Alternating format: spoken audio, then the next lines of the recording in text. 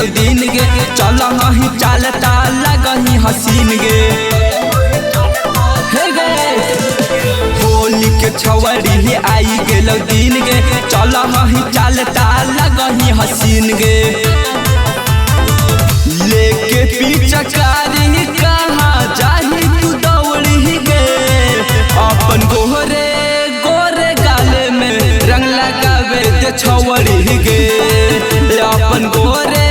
गोरे गाले में रंग लगावे दे छवड़ी गे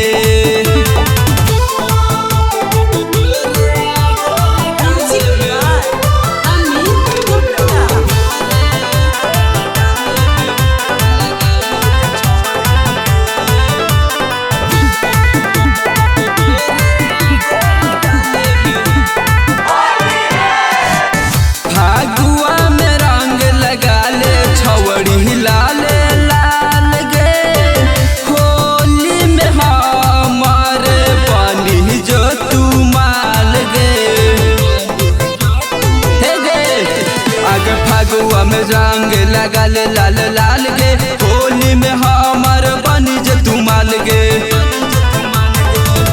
एक बार लगाल है मन करत और गे अपन गोरे गोरे गाले में रंग लगावे दे छवड़ी गे अपन गोरे गोरे गाले में रंग लगावे दे छवड़ी गे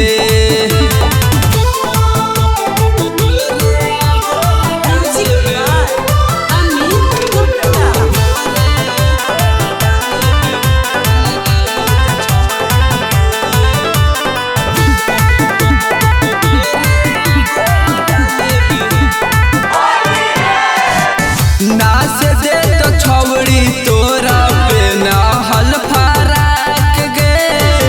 आदित्यानी संदीप से कराही मजाक गे हे गे सुन नाच दे तो छवड़ी तोर पे ना हल फराक गे दीपू विक्रम से कराही मजाक गे देखी धीराजवा के तू भागही दौड़ी गे अपन गोरे गोरे गाले में रंग लगावे दे छवड़ी गे अपन गोरे गोरे गाले में रंग लगावे दे छवड़ी गे।